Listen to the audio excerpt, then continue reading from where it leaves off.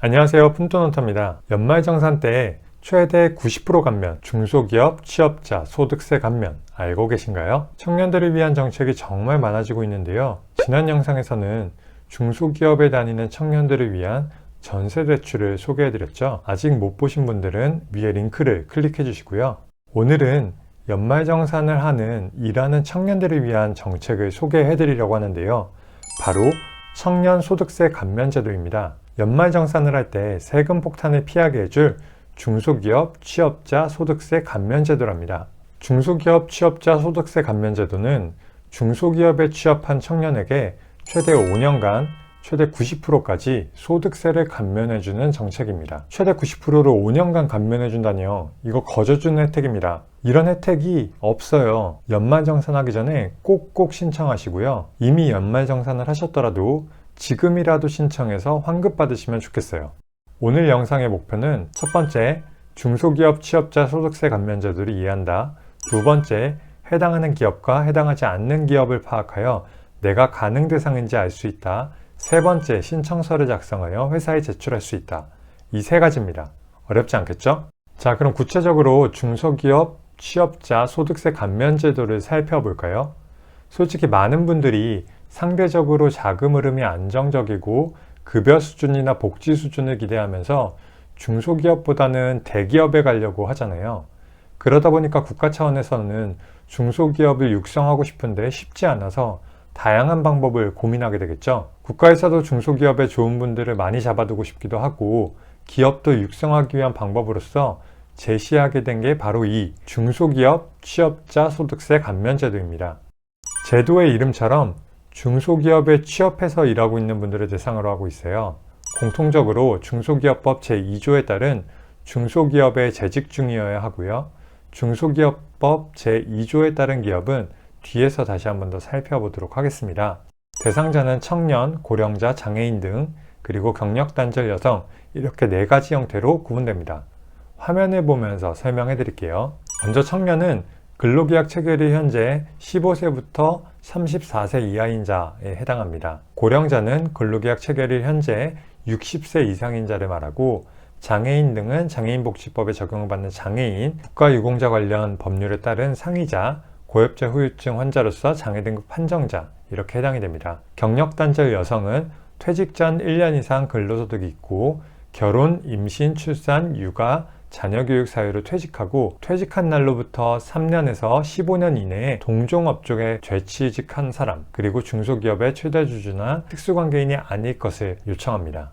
그 다음은 감면 한도 금액과 감면율을 살펴볼 텐데요. 대상에 따른 감면되는 한도 역시 조금씩은 다릅니다. 청년, 고령자, 장애인 등 경력단절 여성 이렇게 네 가지로 구분된다고 했는데요. 여기서 청년은 5년간 90%의 감면율을 적용받습니다. 고령자, 장애인 등 경력단절 여성은 3년간 70%의 감면율을 적용받고요. 감면 한도는 과세기간별 150만 원으로 동일합니다. 중소기업이라고 다 같은 중소기업이 아닙니다. 중소기업법 제2조에 따른 중소기업에 다니는 분들만 이 혜택을 받을 수 있는데요. 그러나 중소기업법 제2조에 해당하는 기업이라도 조세특례제한법 시행령 제27조 3항에 따른 기업에 한해서만 감면이 적용되는데요. 해당하는 기업은 다음과 같습니다.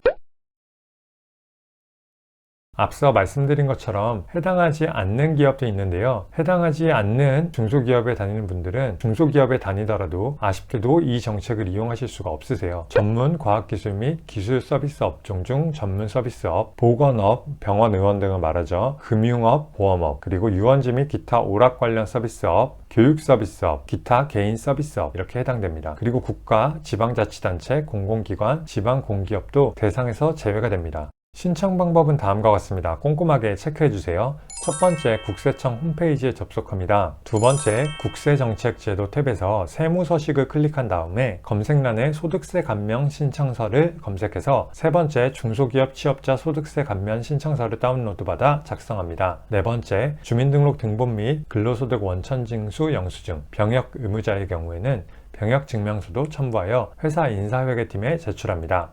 자, 이번엔 작성 방법을 알려드릴 텐데요. 중소기업 취업자 소득세 감면 신청서를 다운받으면 다음과 같은 창이 뜹니다. 어려울 거 없습니다. 먼저 상단에 신청인 정보를 1번에서 4번까지 작성해 주시고요. 주소는 본인 집 주소를 적으세요. 취업자 유형은 본인에 해당하는 걸 체크해 주시면 되고요. 5번 취업한 날 연령에는 년월일을 지우고 만 몇 세라고 기록합니다. 그리고 취업 연월일, 생년월일을 적습니다. 생년월일은 주민등록 기준으로 적고요. 6, 7번은 해당하는 청년들만 적으시는데요. 역시 년월일을 지우고 만 몇 세, 입대일, 저녁일, 년월일을 적습니다. 입대일, 저녁일을 기억하지 못하시는 분들은 어차피 서류가 필요하니까 정부24 홈페이지에 들어가서 병적증명서를 발급받아서 보고 베낍니다. 병적증명서 프린트가 안 된다 그러면은 가까운 주민센터나 행정복지센터에 가셔서 발급받으면 됩니다. 신분증 챙겨가셔야 하고요. 7번은 병역근무 기간, 차감 후 연령인데요. 내가 신청일 당일 만 30세인데 만 2년을 복무했다면 만 28세라고 적으면 됩니다. 만 나이나 연도 계산 못하시는 분들은 네이버에서 만 나이 계산기 검색하시면 되세요. 그 다음 8번과 9번을 작성하는데요.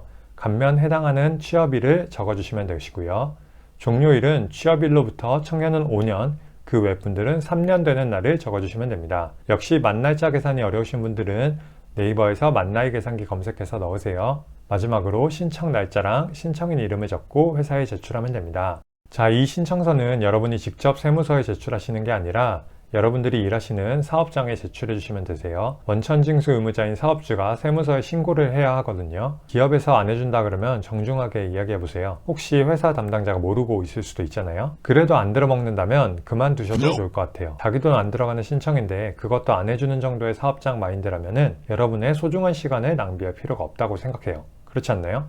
자, 이제 우리의 일은 끝났습니다. 이제 사업장에서 10일까지 세무서에 신고하면 완료입니다. 어때요? 어렵지 않죠? 그 외에 문의사항이 있다면 국세청 콜센터 국번 없이 126 또는 홈페이지에 문의사항을 남겨주시면 됩니다. 자, 오늘 이렇게 중소기업 취업자 소득세 감면 제도를 알아보았는데요. 연말정산하기 전에 꼭꼭 신청하시고 이미 연말정산을 하셨더라도 신청해서 환급 받으시면 좋겠어요. 오늘 정보가 도움이 되셨나요? 그럼 좋아요, 구독, 알림 설정 부탁드립니다. 그럼 오늘도 행복한 하루 보내세요. 감사합니다.